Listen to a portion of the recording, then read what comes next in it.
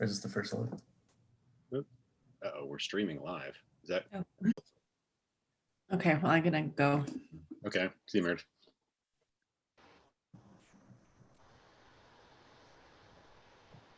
Hello, everyone, and thank you for tuning into Thought on Tap, your monthly opportunity to share news, views, and brews while discussing some of the most important topics of the day. Our series is, as ever, brought to you by the University of Nevada, Reno's Core Humanities program and the College of Liberal Arts, as well as by Laughing Planet and Reno's own community radio station, K-Wink. 97.7. My name is Callum Ingram. I'm an assistant professor in the Department of Political Science at UNR, and I will be moderating the conversation today. This panel is the last in Thought on Tap's Fall 2020 series on confronting legacies. So confronting legacies of health disparities, as we did in October, confronting legacies of voter suppression, as we did in November, and now confronting legacies of policing and violence in December. With each panel, we've aimed to provide you with some insight into these legacies by bringing together a diverse group of faculty, staff, students, and community members for these conversations. We've hoped to stage some good confrontations with the ways that, to grossly misparaphrase someone, historical injustices are not dead and buried. Indeed, they're not even past. In the case of legacies of policing and violence, this is a topic that needs little introduction in 2020. Following the murders of Breonna Taylor and George Floyd by police in March and May of this year, protests in the United States have forced a renewed confrontation with historical and present concerns about policing and police violence. Of course, these protests have built on previous protests following the deaths of, among many others, Eric Garner, Michael Brown, Laquan McDonald, Tamir Rice, Walter Scott, Freddie Gray, Sandra Bland, Alden Sterling, Philando Castile, Stephon Clark, and more locally to Reno and Sparks, Micaiah Lee and Thomas Purdy. These protests were then renewed again recently after the killings of Rashard Brooks, Anthony McLean, and Casey Goodson Jr., among others. These calls to rethink, reform, or abolish the police coming out of the protests, or alternatively to support, stand with, and increase the funding of the police, have come to shape conversations from the dinner table to the presidential debate stage in recent months. While such debates can be dated back to well before W.E.B. Du Bois's 1935 call for a democratic abolition of all American institutions with roots and connections to racialized violence, our work to understand this relationship between policing and violence requires a constantly renewed and diligent attention to the realities of what the police has come to mean in our time. From the zero tolerance truancy policies of the school to prison pipeline, to the training and funding of municipal police departments, the structural biases built into our court systems, and the entrenched economic interests profiting from the prison industrial complex, the inequities built into the American criminal justice system have deep historical roots while continuing to adapt and take new forms every day. Our panelists will help us better understand the living legacies that we need to confront. To help us understand tonight how the war on drugs has shaped policing and violence, not only in the United States, but also across Central and South America. To help us understand how a number of biased institutional structures and subtle cultural norms build deep racialized disparities into all layers of the American criminal justice system. And coming a little bit closer to home here in Northern Nevada, to help us understand how the Reno Police Department, specifically the UNR Police Department, are responding to calls to fundamentally transform or even defund them after criticisms of cultures of racial insensitivity and violence. So confronting legacies of policing and violence is going to require thinking on all of these levels together, and we're super lucky to have a panel here tonight that's going to help us think locally, nationally, and globally all at once. So, and kind of anticipating that conversation, I do want to say on a couple of logistical notes. The format tonight is going to be, we'll start with maybe 30 minutes or so with me asking some questions to the panelists, talking about some topics that I've kind of prepared in advance. But after that, we're going to switch over for the last 20 or 30 minutes to questions from you, the audience. So if you've tuned in live via Zoom, or if you're on the YouTube live stream of the event tonight, and if you have a question that you'd like to hear us discuss, please submit that question anytime you'd like in the Q&A function. From behind the scenes, our co-moderator, Meredith Oda, will then pass them along to the panelists and me for discussion. But before I jump into the questions that I'll pose, and then hopefully you all will pose, I want to briefly introduce our three fabulous panelists, and then maybe make the panelists on the spot to unmute themselves and introduce themselves, just say hi so people can connect a name to an introduction. So first off, we have Dr. Laura Bloom, a new assistant professor in the Department of Political Science here at UNR. Her research focuses on human security with a regional focus in Mexico and Central America. For her dissertation, she spent over 2 years doing ethnographic research on drug violence along the Caribbean coast in Central America. If you want to just say hi real quick, Laura, so if folks can put a name with or face with a name, that would be great. Okay. Hi, everyone. Or Bloom. Next off, we've got Paulina Pride. Paulina is a senior at UNR studying politics, philosophy, and law. She's worked with the ACLU and as an advocate for a youth homeless shelter here in Reno.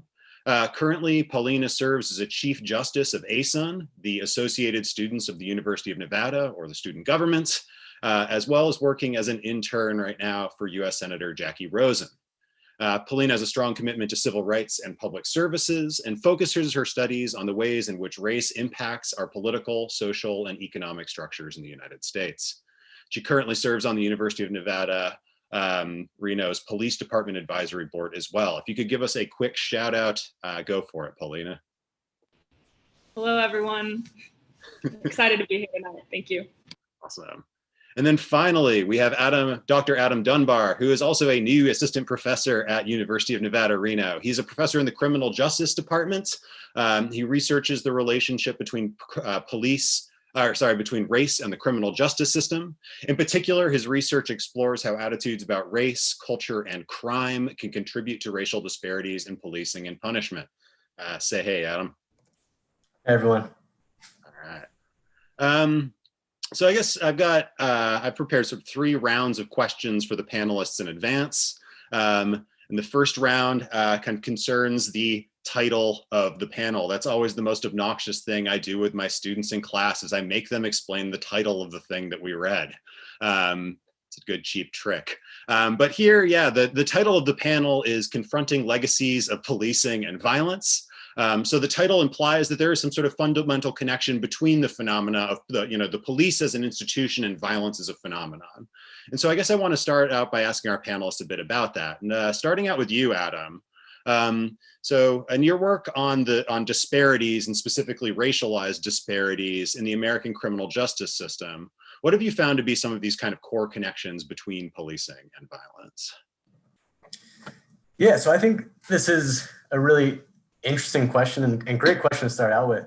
I think this is an interesting question because, taking a step back and thinking about the legacy of violence in policing, not just focusing on it today and focusing on it right in the 1800s, which I feel like is kind of what often happens, but kind of thinking about how we've had violence run throughout time. And so we're thinking about early days of policing in the United States, right? And thinking about the corruption that was going on in policing organizations in the North in the late 1800s, early 1900s, right? And the abuse that went on with that, right? The fact that we had slave patrols in the South where police were part of groups that would catch runaway slaves, right? They were part of this very violent set of actors, right? Even up until the 1930s, right? There was a report that came out called the Wickersham Report, documenting the abuse that was going on at the hands of police, right? The violence that was going on at the hands of police, right? We think even a little bit after that, we get to the 1960s and we think about how police were part of kind of an anti-civil rights movement, right? We grew up with those history books. We saw the dogs and the fire hoses being turned on participants of the civil rights movement. And so I think there's those kind of images of violent police actions back in the day. And now we have these images of, or these incidents of questionable use of force, right? Oftentimes we talk about it in terms of race, but we've also seen it in terms of, right, there's, protests with students who are being pepper sprayed, right? And we're talking about nonviolent protests, right? Like I said, like I mentioned, we also have acts of racialized police violence, right, that Dr. Ingram mentioned at the beginning of this panel.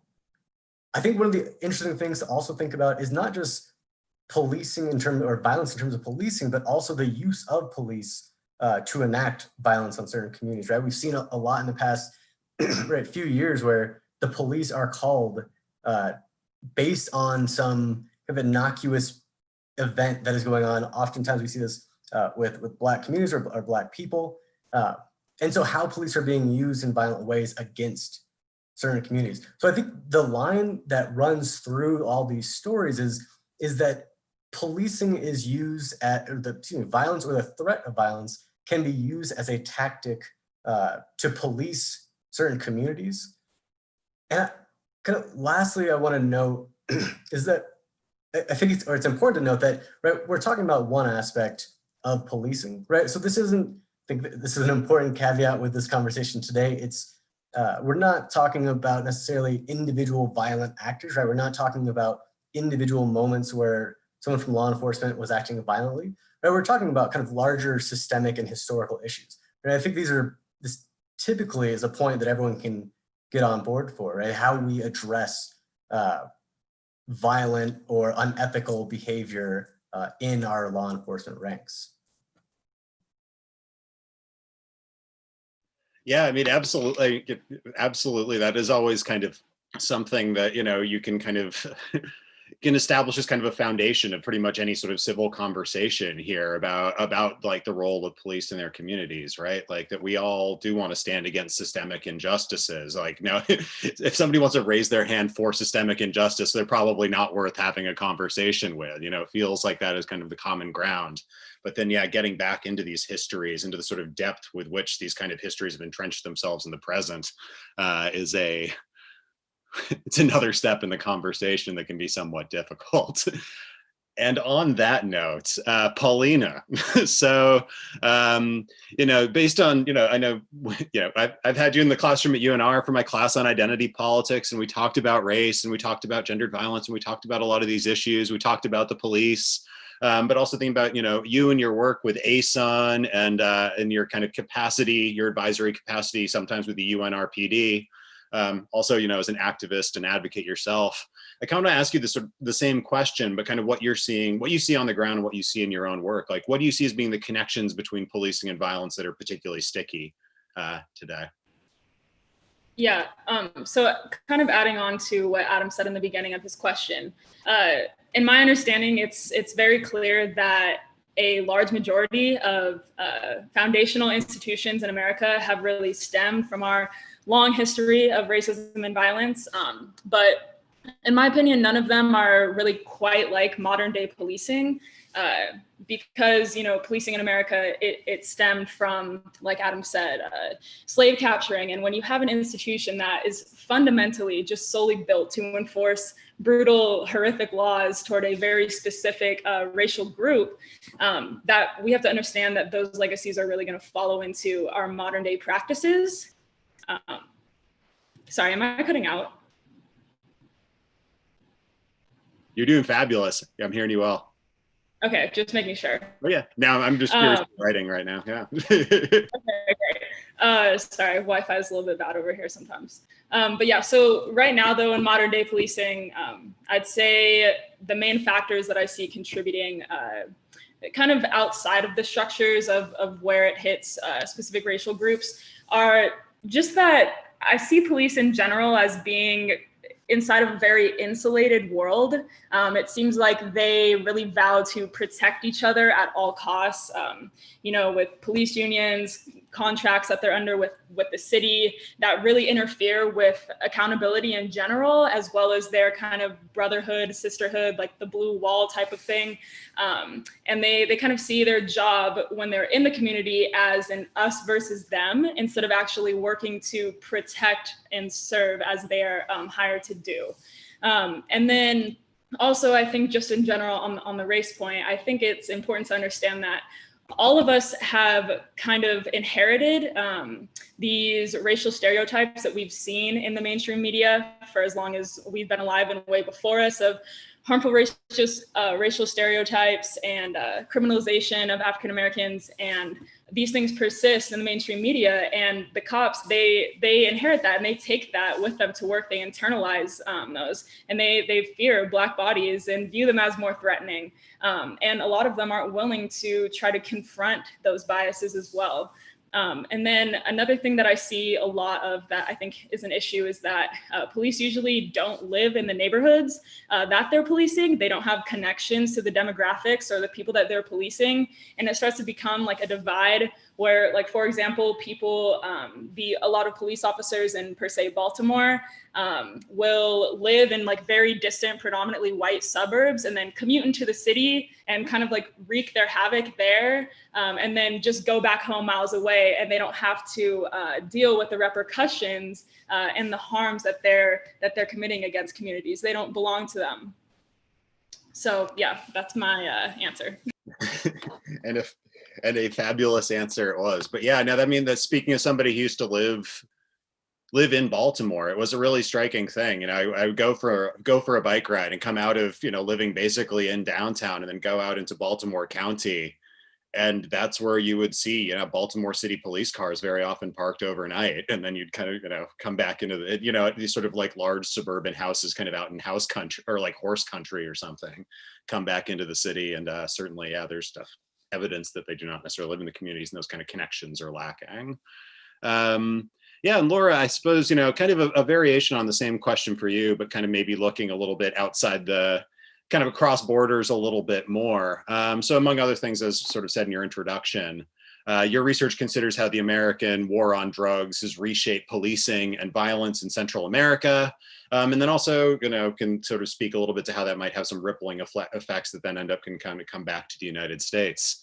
So I guess, like, thinking in this broad context, what aspects of the relationship between policing and violence do you think might be kind of important that we should emphasize, bring out in these recent conversations about policing in the United States? Yeah, thanks, Colin. So I want to briefly highlight 3 aspects of the relationship between police militarization and therefore police violence and the war on drugs domestically in the US. So the first is the proliferation of SWAT teams, and then no-knock raids in the 1033 program. So since the 1970s, SWAT deployments have increased more than 900% in the US. There are approximately 50,000 SWAT raids annually now, which means over 100 SWAT raids per day are occurring in the US. And according to a year-long study by the ACLU, 80% of SWAT deployments are to serve search warrants for drugs. The report also found, as with most aspects of policing and the war on drugs, that SWAT deployments disproportionately target non-white Americans, right, despite research obviously showing that white Americans use drugs at the same or higher rates than their non-white counterparts. Now, not all SWAT raids are no-knock raids or no-knock warrants, but a majority are, or they're what's called quick knock raids, where the police sort of announce themselves as they barge through your door. No-knock warrants are very commonly used for drug searches, and these are extremely problematic, right? I think the murder of Breonna Taylor, unfortunately, right, illustrated this for those of us who don't study the war on drugs. But no-knock warrants are legally justified in cases where it's believed the suspect may respond with violence, or importantly, in cases where it's believed the suspect could destroy evidence really quickly. So in terms of the war on drugs, basically in cases where someone could flush evidence down the toilet. This may sound reasonable, but in practice, what this means is no-knock warrants are most commonly used for low-level drug searches, because if I have a few kilos of drugs or say a grow house, I can't flush that, right? That would clog any toilet. But so this just from a practical standpoint ends up targeting people who are actually probably posing the least risk and where this type of force is just completely unjustified, and can obviously escalate situations and result in violence. And then finally, related to the proliferation of SWAT teams, as well as just broader trends of militarization of domestic police in the US, the 1033 program significantly contributed to changing US policing.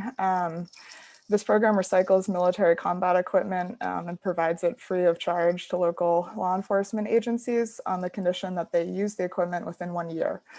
And generally they are applying for this equipment on the basis of needing it for counter narcotics as well as post 9/11 if they can say that there's a terrorist threat. But a lot of the applications are still related to the war on drugs. And the requirement that they then use this equipment within a year creates really bad incentives to use military grade equipment where it may not actually be justified. And across the country, more than 8,000 police departments have gotten military equipment through this program.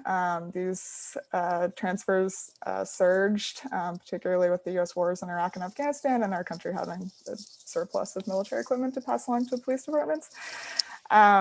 Right, and there's the old saying, if you're a hammer, every problem looks like a nail, right? The provision of this kind of equipment to police departments has, multiple studies have documented, right, it increases the use of lethal force. So it's definitely a significant problem. Yeah, I mean, that's, and we talk a lot in one of my classes about how we use how our clothes shape our behavior, which is a politically kind of, maybe seems sort of a side note on politics, but absolutely, you dress for the job you think you have very often. And I think probably it's also true, yeah, if you're wearing SWAT gear or showing up in a vehicle that's designed to maybe, deal with an improvised explosive device by the side of the road or something, that you are going to start regarding the communities you enter, again, not as your own, kind of as Paulina was emphasizing as well, but maybe as a foreign territory to be occupied or conquered or something. And that's absolutely, yeah, something that is, I never knew the name for the 1033 program too, so I really appreciate just having that in the back pocket now. Yeah, and I guess sort of, moving into a kind of second round of questions building on this, I think I'll stick with Laura and I can maybe move more into our panelists' sort of specific areas of expertise. So, with Laura, I kind of want to ask you about some of the differing legacies of the war on drugs in the United States and then also in Central America. So more specifically, in the United States, folks seem to be increasingly aware that the war on drugs has really reshaped the entirety of the American criminal justice system and policing practice. But I know they might not think quite as much about how it's reshaped institutions around the world. So I guess, what are some of the similarities and maybe also differences in these legacies in the United States and in the countries where you've conducted some of your research? Yeah, so the US has exported its militarized approach to the war on drugs, along with, unfortunately, the consequences of that approach. So supply side counter narcotic strategies really increased dramatically in the 1990s. In part, the US needed to justify really its military hegemony in Latin America following the end of the Cold War.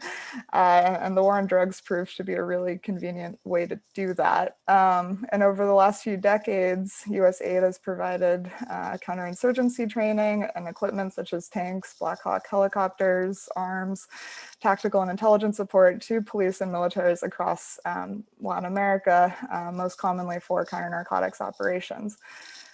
And what this translates to on the ground is that in many parts of Honduras, for example, where I've spent over a year doing research, it's really common to now see police and fancy brand new armored bulletproof pickup trucks decked out with absurd military grade equipment. I've seen police with more than one automatic weapon per cop. I have no idea how you could ever shoot two ARs, 15s, or AKs at the same time, but it's just completely insane level of militarized equipment. Yet in those communities, often, right, we're talking about places where they don't have any, paved roads, any social programs, no decent education, which really sends a clear message in terms of priorities and displays a real lack of understanding about what fosters illicit economies and the drug trade in the first place.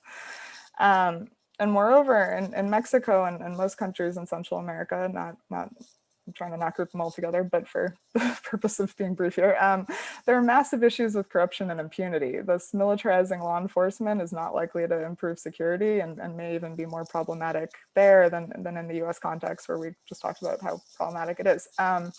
In Mexico and the Northern Triangle countries of El Salvador, Guatemala, and Honduras, 90% of murders go unresolved. At times, the line between police and military and the criminal organizations they're allegedly fighting gets really blurred.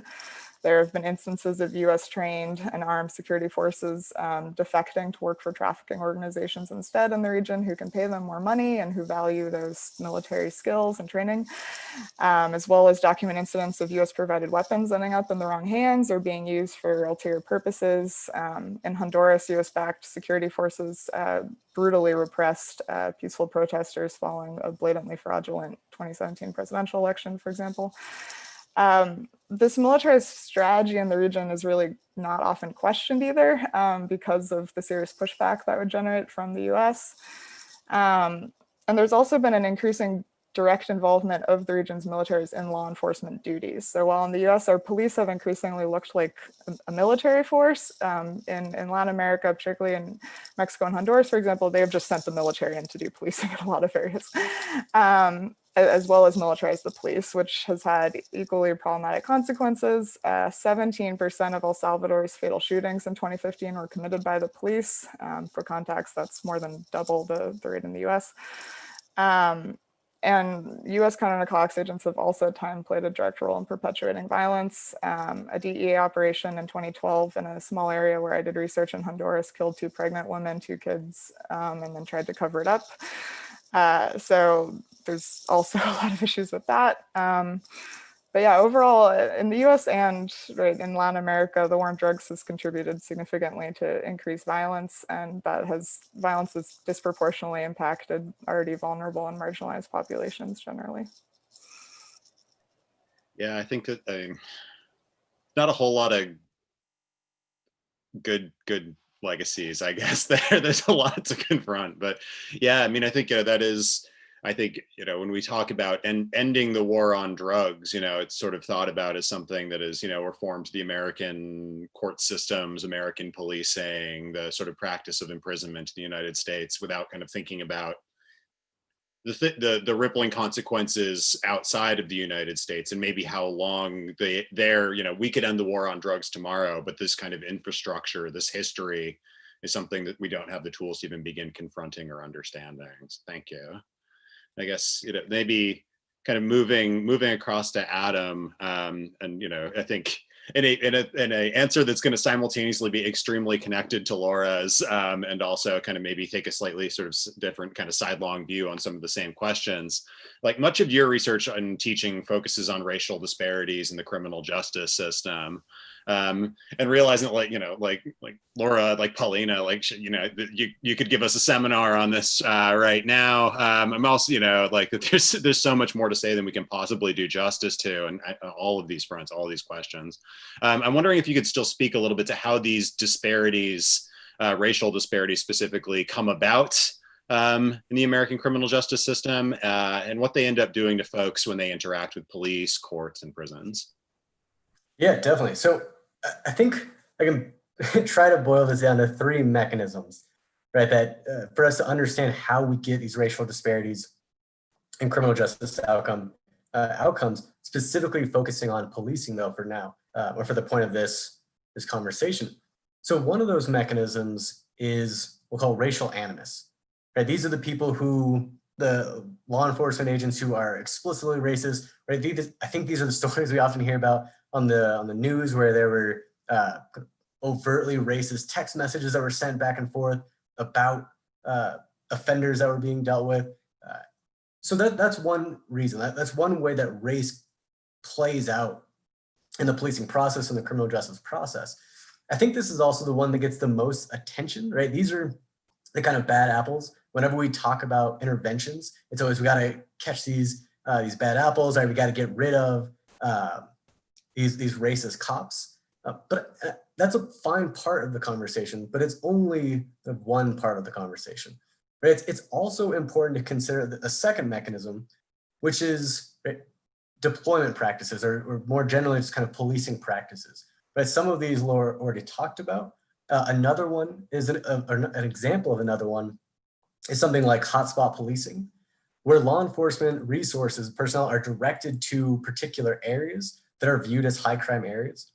Now, hotspot policing research has shown it can be effective at reducing crime, but the reason why I raised this example or introduced this example is because hotspot policing tends to focus on the areas where we know crime is happening, right? Not the areas where crime is happening, but we haven't already kind of have data for from the past, right? So what hotspot policing does in these other type of potentially problematic practices is that they disproportionately impact Black and brown communities. So even though, right, these policies or practices are not intending to target certain groups, what the impact is or the outcome is that more people are caught up in the system, more people of color are caught up in the system, which then reinforces or reaffirms the data that we already have on where crime happens and what type of crime we should focus on, which then results in investing more resources into focusing on those areas, right? So that's a second mechanism. And a third mechanism, right, is this idea of cognitive biases, right? The way that the way that we understand the world, the way that race, or excuse me, how attitudes about race can shape behavior, right? Paulina kind of mentioned this earlier in this conversation, right? That the way we think about race, the way that we've all kind of been in some ways socialized to relate race and crime, even if it's kind of unconsciously or right, even if it's unconsciously, right, that has implications for decision making. So if we're talking about a person who has to make kind of split second decisions, right? Somebody who is in a situation where it's a potentially threatening situation, right? These cognitive mechanisms, these cognitive biases can influence decision making. So the outcome of all of this, just kind of wrap it up, the outcome of these three mechanisms is twofold. One, that there's this cumulative effect across the system, right, where we have these cognitive biases, these deployment practices and racial animus that are having an effect kind of at each step of the criminal justice process. And then also, right, contributing to police community tensions, right? Distrust, community distrust in law enforcement. Now, research has shown us that if people don't trust in law enforcement, right, they're less likely to obey the law, right, to go along with these rules we have in place. So those are the kind of two main outcomes we have from these three mechanisms. Yeah, I mean, I think that's a helpful way of thinking about it, because I think it's very tempting. I mean, certainly in my own way of thinking about this, very often like search for like one root cause or something. You can like identify, oh, there's this one bad thing. It's one bad apple, or it's, you know, a particular kind of collusion, or I don't know, it's capitalism, whatever, you know, whatever, however you want to kind of go with this. And like thinking about the way that these sort of different phenomena, cultural phenomena, institutional phenomena, histories, all these kind of interact and resonate with each other in these really, simultaneously predictable and kind of unpredictable ways that are always kind of renewing themselves. I think it makes analysis a lot harder, but I think it also makes it a lot more helpful actually in thinking about like what that classic question, what is to be done, which by the way is coming in a lot in the Q&A. So panelists, begin preparing to think about how do we fix all this. But yeah, I mean, I think kind of taking some of those questions and maybe directing them particularly kind of to things here at UNR. Paulina, you've been working a bit with the UNRPD, or working on on a board that has some responsibility to advise the UNRPD. I wonder if you could speak a little bit to maybe what you've been doing there, some of the major questions and issues that you've been hoping to address, and maybe also give like a little bit of a sense of how it's been going. Yeah, so when I first was appointed to the board, I think I had a very different impression of what the board would be, what the board's purpose would be, and what the people on it were seeking to accomplish and to achieve. And I found, in my opinion, that the people on the board are not necessarily working to structurally change or confront really anything that has been going on with UNRPD. And, I think it's important to acknowledge the fact that in the past, there have been multiple incidents with UNRPD that have been racially charged on and off campus. And yeah, I don't think that they really are making any meaningful strides, towards confronting these. So I guess like the questions that I came at it asking in the beginning were, Well, first of all, do we truly on a college campus need fully uniformed, armed police officers patrolling around our campus? And what does that kind of, what type of message does that really send to our students, I guess, especially ones that do feel threatened by police on campus as it is? And especially because UNR is such a predominantly white institution and many Black students already feel so isolated on campus. Yeah, so that was something I really wanted to address. Also, yeah, do we need them with guns when a majority of the crimes that, if you want to even call it a crime, the crimes that they're addressing are alcohol and drug citations for students? That's the overwhelming majority. There is a tiny percentage of any violent crime going on campus. Most of those would be sexual assault, which Title IX is usually the better handler in that case. And then also, there's been a push since Black Lives Matter really came to prominence in this last year from the police chief saying, you know, we are going to hold our officers accountable, things of that realm.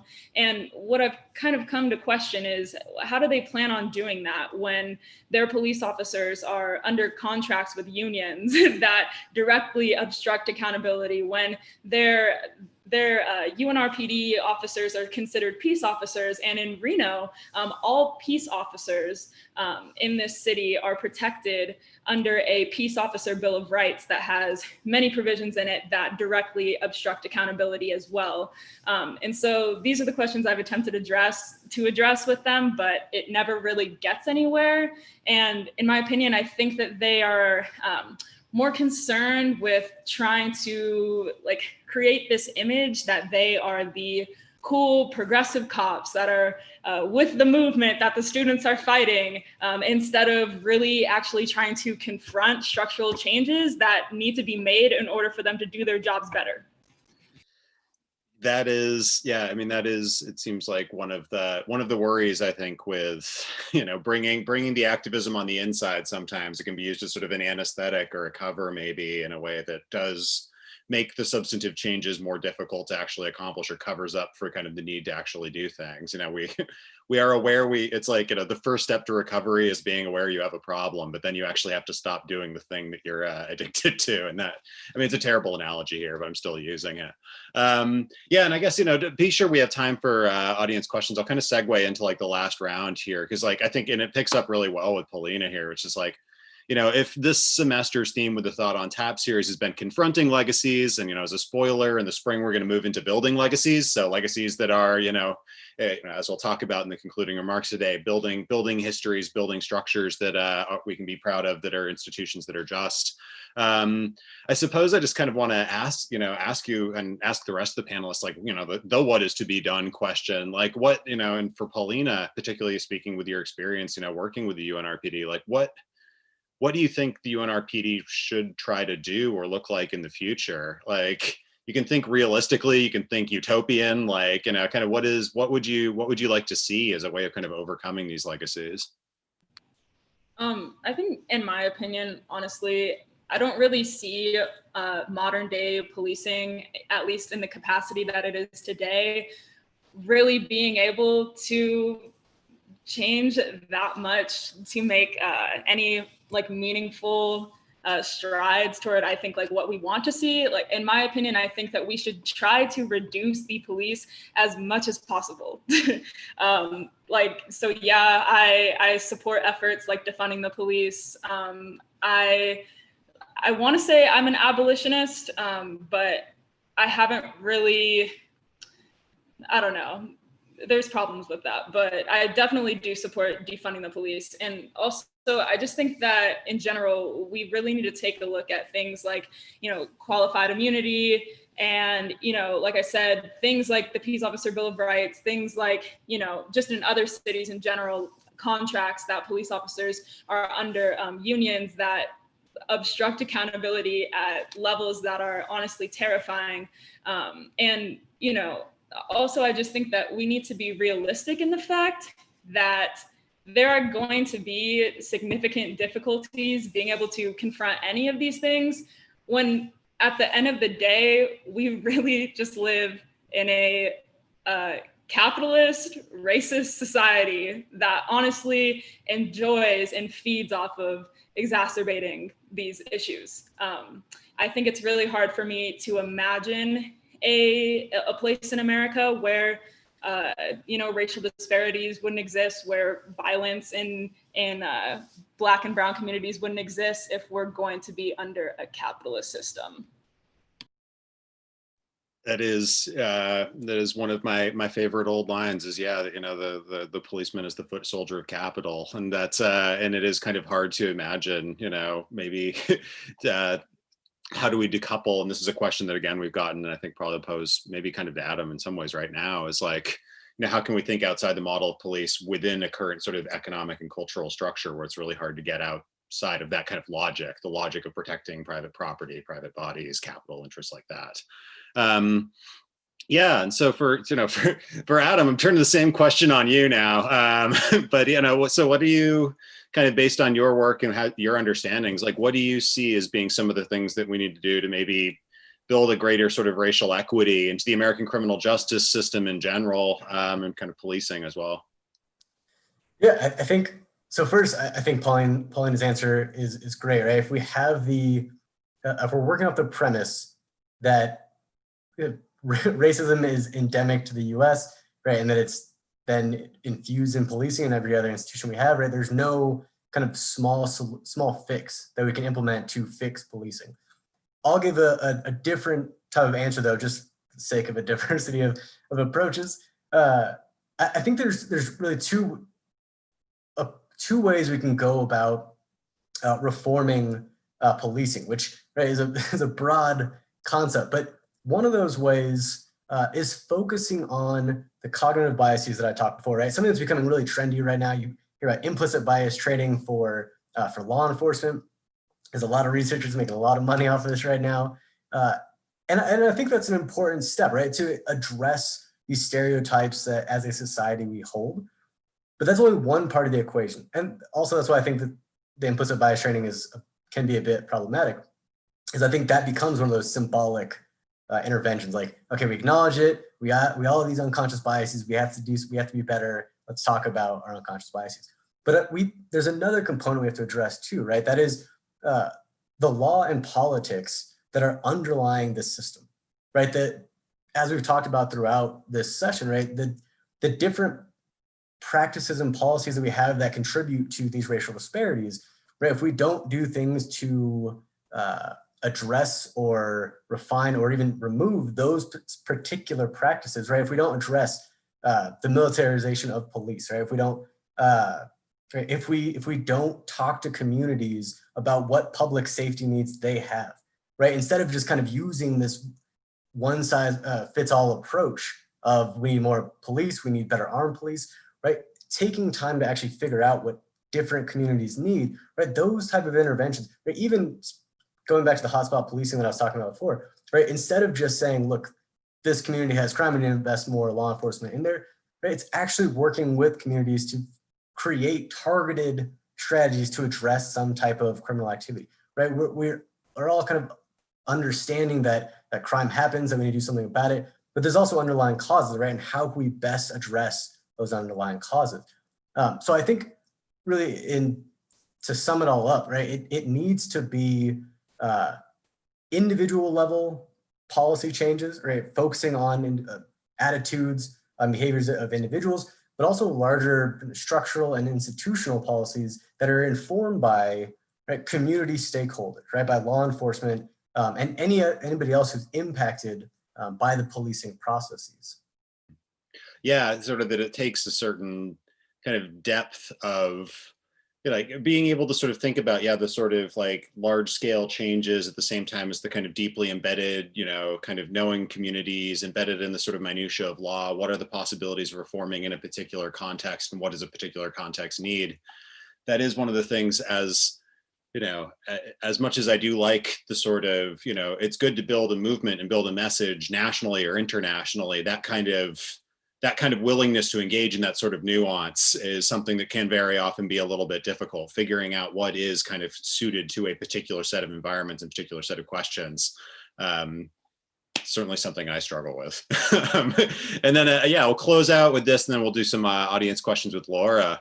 Thinking about aughts a little bit, thinking about, again, yeah, legacies worth building, things worth aiming for. What do you, in your particular research think, we ought to be done to kind of confront, overcome, even maybe build better legacies for the institution that we call the police? Yeah, well, I think one of the first steps, I think the US really needs to start reckoning with the fact that we need to end the war on drugs. And there's been some progress for sure in recent years on this at the state level in terms of changes to marijuana laws and some recent changes in Oregon. But nationally and also beyond marijuana, I think we need to, as a country, get ready to actually talk about ending this, because we've now spent 50 years and billions of dollars on a policy to address drug abuse in the US. And yet, as of 2017, drug overdose deaths surpass car crashes as the leading accidental cause of death in the country. Clearly, the strategy of waging war that's contributed so extensively to the militarization of police in the US and abroad is just not working on its objective goal in any way, shape, or form. And decriminalization of drugs and shifting towards treating substance abuse as what it is, a public health problem, would probably be a key first step. Portugal provides a great example of a country that's done this now for almost 2 decades. They decriminalized all drugs in 2000 and have nearly eliminated overdoses. Decriminalization doesn't do anything about violence and illicit supply chains, though. Legalization would address a lot of violence related to trafficking in Latin America, not all of it certainly, but it would be a key first step. And at least currently, the militarized responses in Central America and Mexico are exacerbating problems more than they're ameliorating them. Drug interdiction campaigns are to push traffickers into remote, often indigenous regions, so contributing to deforestation and creating a lot of other problems.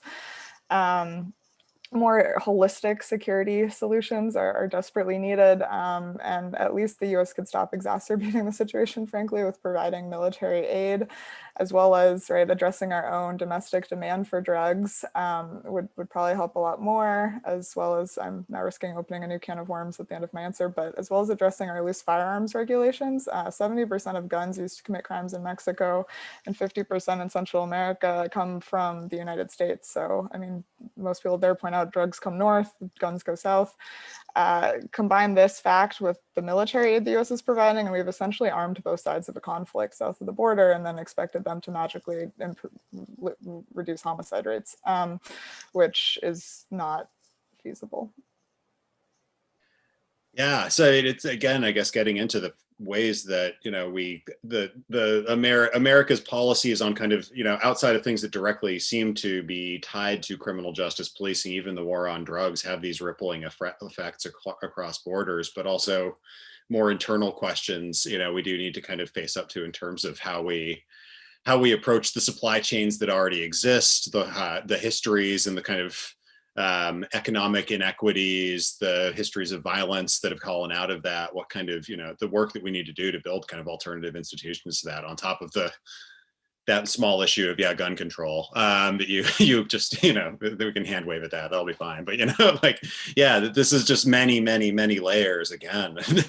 It's it's kind of one of the bad, maybe it's a good thing, maybe it's a bad thing in a conversation like this, is to add so much kind of complexity to what these legacies are and what it would take to undo and kind of rebuild them. But we can walk and chew gum, I hope. I think I want to take some time and turn to some questions from the audience. So we've got there's a sort of a few families of questions. So I'm going to start with one that was addressed to Paulina, but then kind of expanded out for Adam and Laura as well, if they kind of want to respond in their own way. So the question for Paulina, and I'll read part of it at least here, is for a lot of folks not involved in the Black Lives Matter movement, the whole abolish the police concept seems scary. And so the question kind of goes on to ask, how do you talk to people about this stuff in a way that builds understanding rather than alienation? How do you talk about where you want the funds to be redirected? What are some of the ways that you speak to people? And then maybe after Paulina responds to this, also just for Adam and Laura, I'm also kind of curious, how do you talk about this stuff in a classroom? Folks have been asking about, if you have a hostile audience, or like who might be perceived as a hostile audience, or somebody who doesn't know about this stuff, or maybe who doesn't necessarily want to kind of take on board this kind of messaging or something? How do you find those conversations usually go? We'll start with Paulina, then kind of turn it to Laura and Adam. Yeah, so I want to kind of start by saying that I feel like there's no issue right now that is easy to discuss in our political climate because of how literally polarized everything is, and we exist in information bubbles as well. You know, like if you are watching Fox News versus watching MSNBC, like you are living on completely different planets. And so obviously like that creates a very difficult divide when you want to have any conversation. But for me, the route that I try to go, if I am talking to someone who just doesn't understand or disagrees, like I was saying, when I raised the abolish the police thing, I try to steer away from it because I know how it sounds and I know what it's going to trigger. So I try not to use the like liberal catchphrases, I guess you could say. And I just try to go the route of, yeah, kind of getting into it a little bit deeper, steering away from catchphrases, but coming at them with just solid facts and trying to relate it back to them and trying to paint a picture which would not directly attack the police, but try to uplift the community, you know, going away from just targeting, you know, why police are terrible, and more so going into talking about you know, how it would be more beneficial for communities for policing to be reformed in the sense of, yeah, redirecting, defunding the police. And then as far as the classroom one, Callum, you should know this by having me as a student in your class. Blatantly, I just don't care who I'm in front of, and I'm going to say what I think needs to be said. I'm going to speak the truth, and you know, if people latch onto that, then that's great. But understanding the climate that we live in, I have to expect that there's going to be a large subset of people that won't. And in my opinion, I just think that, you know, people that do support this movement, we should just try to work as hard as we can to get into the positions of power so that we can alter the structures necessary and not try to waste our time explaining to people that simply just don't want to listen.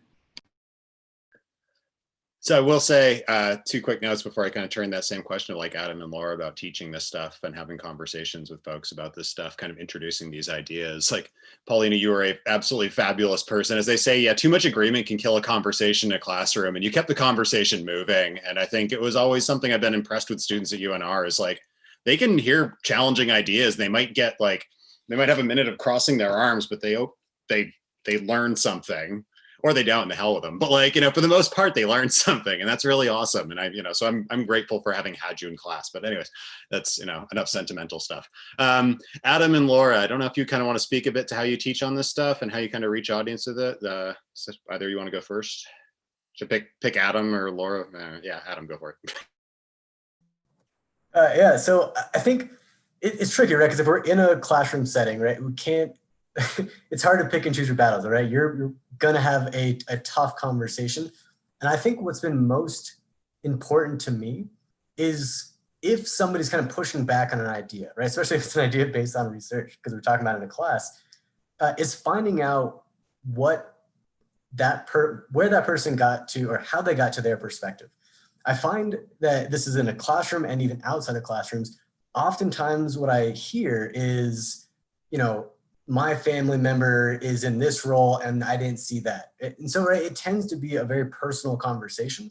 And so it's finding out that why that person's perspective is what it is, and then moving away from that personal conversation and getting back to more of a systemic or just a broader conversation about, okay, well, you have a family member in law enforcement, right? Are there things that they would want to change, improve about law enforcement, right? Are there problems that they notice about policing, right, that they want to change? And I think that tends to move the conversation from the personal to a place where everybody can kind of engage the conversation. Laura, yeah, I don't know if you'd like to respond as well.